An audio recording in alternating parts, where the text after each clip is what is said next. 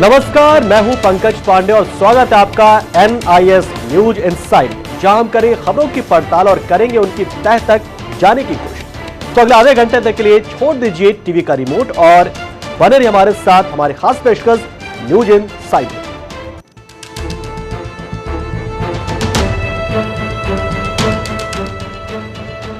Congress party आज अपना 131वां स्थापना दिवस मना रही है, लेकिन आज के दिन कांग्रेस के साथ जो हुआ उसकी कांग्रेस ने कभी कल्पना भी नहीं की होगी। दरअसल 131वें स्थापना दिवस के मौके पर कांग्रेस की मुंबई इकाई की पत्रिका कांग्रेस दर्शन में ऐसे तथ्यों का जिक्र किया गया है जिसने कांग्रेस के होश उड़ा दिए हैं। कांग्रेस के इस मुखपत्र के निशाने पर गांधी परिवार, पंडित जवाहरलाल नेहरू से लेकर सोनिया गांधी पर कई आरोप लगाए गए।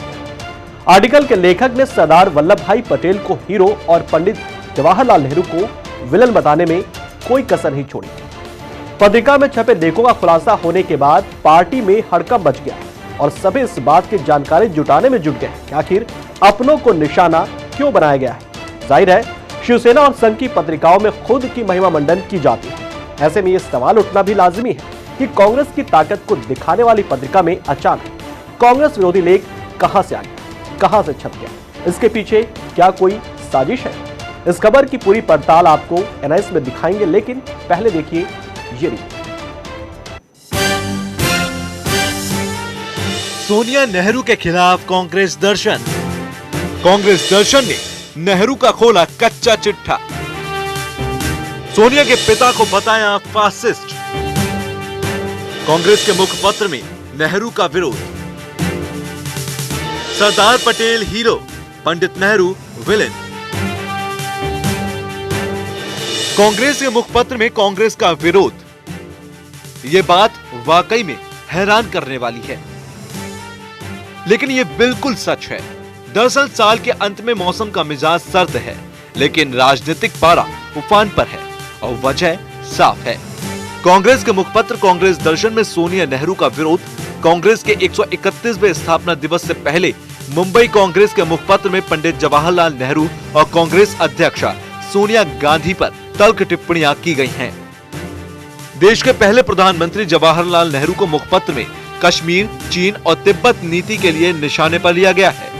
मुखपत्र के आर्टिकल में दो टूक लिखा गया कि पंडित जवाहरलाल नेहरू को अंतर्राष्ट्रीय मामलों पर स्वतंत्रता सेनानियों और गृह मंत्री सरदार वल्लभ भाई पटेल की बात सुननी चाहिए थी। दरअसल कांग्रेस ने हमेशा से ही नेहरू और पटेल के बीच किसी भी तरह के मतभेद की अटकलों को खारिज किया है, लेकिन कांग्रेस दर्शन में इस बात पर बात की गई। कांग्रेस दर्शन के आर्टिकल में लिखा गया है कि सरदार वल्लभ भाई पटेल को उप प्रधानमंत्री और गृह मंत्री का पद मिला था। इसके बावजूद दोनों नेताओं में संबंध तनावपूर्ण बने रहे और दोनों में कई बार इस्तीफा देने की धमकी भी दी थी। कांग्रेस दर्शन के दिसंबर अंक में कांग्रेस अध्यक्ष सोनिया गांधी पर भी फोकस किया गया है। जब पार्टी खुद सोनिया गांधी के विदेशी मूल पर बात करने से कतराती रही है, वहीं आर्टिकल में उनके शुरुआती जीवन पर डिटेल में लिखा गया है।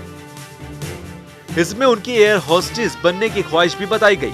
मुखपत्र में उस आरोप पर भी बात की गई जिसमें सोनिया के पिता को फासिस्ट बताने और रूस के खिलाफ विश्व युद्ध में उनके हारने की बात की जाती रही है, जबकि कांग्रेस खुद ही बीजेपी और दक्षिणपंथियों के गुटों को फासिस्ट बताती रही है। पत्रिका में और भी कई हैरान कर देने वाली बातें हैं। दावा किया गया है कि सरदार वल्लभ भाई पटेल की राय न मानने की वजह से ही नेहरू ने चीन, तिब्बत और नेपाल जैसे अंतर्राष्ट्रीय मामलों को अस्त व्यस्त कर दिया था। अब सवाल ये है कि कांग्रेस के मुखपत्र में कांग्रेस का विरोध क्यों? क्या इसके पीछे कोई साजिश है, या फिर कांग्रेस भी इस बात को मानने लगी है कि कांग्रेस में परिवारवाद हावी है और कश्मीर मामले में पंडित नेहरू से गलती हो गई थी? Bureau report, JK channel.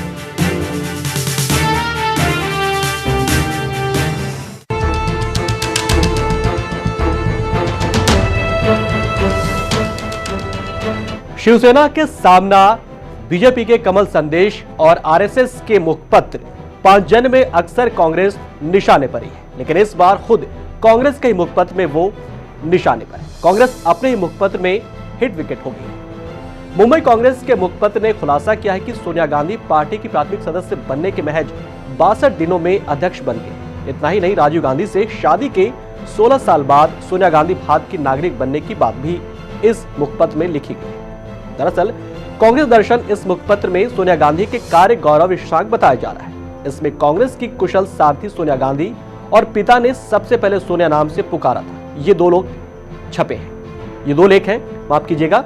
इन लेखों में सोनिया गांधी को लेकर उन तथ्यों का उजागर किया गया है जिन पर अब तक कांग्रेस बहस नहीं करना चाहती थी। इसके अलावा सचमुच वे सरदार थे, इस नाम से भी देश के पूर्व गृह मंत्री सरदार पटेल का महिमा मंडन करता हुआ एक आर्टिकल भी आया है। इस आर्टिकल में महात्मा गांधी और पंडित नेहरू की जमकर आलोचना की गई है। आइए एक नजर डालते हैं कि कांग्रेस दर्शन में सोनिया और नेहरू जी के बारे में क्या कुछ लिखा हुआ है। कांग्रेस दर्शन लिखता है, नेहरू पर उनके कश्मीर, चीन और तिब्बत पर लिखे गए फैसलों के चलते उन पर सवाल उठाता है। ये कांग्रेस दर्शन है, मुख्य पत्रिका है। सरदार पटेल को हीरो और पंडित नेहरू को विलन बताया गया। इसमें आर्टिकल में लिखा गया है कि नेहरू को फ्रीडम फाइटर और पहले होम मिनिस्टर सरदार वल्लभ भाई पटेल की बात सुननी चाहिए थी। अगर ऐसा होता तो इंटरनेशनल मामलों में आज इतनी दिक्कत नहीं आती। आगे लिखा है, ज्यादातर कांग्रेस समितियों का समर्थन होने के बावजूद केवल गांधी जी की इच्छा के चलते सरदार पटेल को प्रधानमंत्री की दौड़ से दूर रखा गया था। सरदार वल्लभ भाई पटेल को कई बार गांधी जी के कहने पर कांग्रेस अध्यक्ष पद की दावेदारी से दूर होना पड़ा। कांग्रेस इससे पहले इन दोनों नेताओं के बीच आपसी विवाद को लेकर खुलकर कुछ नहीं कहती थी।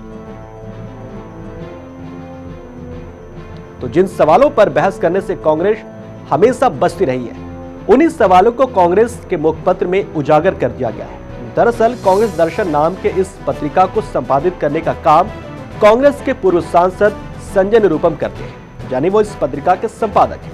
ऐसे में पत्रिका में लिखे एक एक शब्द की जिम्मेदारी संजय निरुपम की ही बनती है और बताया जा रहा है कि कांग्रेस ने निरुपम को फटकार भी लगा दी है। हालांकि मामला सामने आने के बाद निरुपम ने अपनी गलती मान ली है। उन्होंने कहा कि वो सिर्फ नाम मात्र के संपादक हैं और संपादक मंडल में जिसने भी ये गलती की है उसके खिलाफ कड़ी कार्रवाई होगी।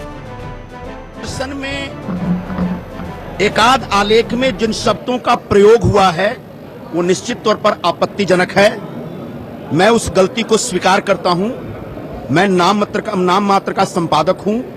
जो संपादकीय मंडल जो हमारा है उसमें जिन लोगों ने यह गलती की है, जिन लोगों की वजह से गलती हुई है, उनके खिलाफ कार्रवाई की जाएगी और भविष्य में ऐसी कोई गलती न हो, इस प्रकार का निश्चित तौर पर प्रयास किया जाएगा।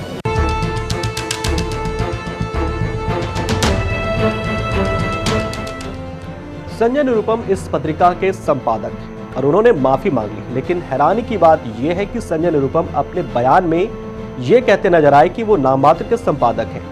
सवाल यह है कि संजय खुद को नाममात्र का संपादक बताकर क्या दर्शाना चाहते हैं, और अगर वो सिर्फ नाममात्र के ही संपादक हैं तो उन्हें इस्तीफा भी दे देना चाहिए। वैसे एनआईएस के दर्शकों को यह जानना भी जरूरी है कि संजय निरुपम की पृष्ठभूमि आखिर है क्या। संजय निरुपम शिवसेना में भी रह चुके हैं। इसके साथ ही वो शिवसेना के हिंदी समाचार पत्र दोपहर का सामना का संपादन भी कर चुके हैं। निरुपम ने कहा है कि वो इस लेख से सहमत नहीं है। उन्होंने कहा कि ऐसा प्रतीत होता है कि वो लेखक का नाम नहीं जानते और इसके लिए सुधारात्मक कदम उठाया जाएगा। आइए आपको बताते हैं कि ये विवादास्पद आर्टिकल सामने आने के बाद क्या हुआ है और कांग्रेस दर्शन के संपादकीय बोर्ड में कितने सदस्य हैं।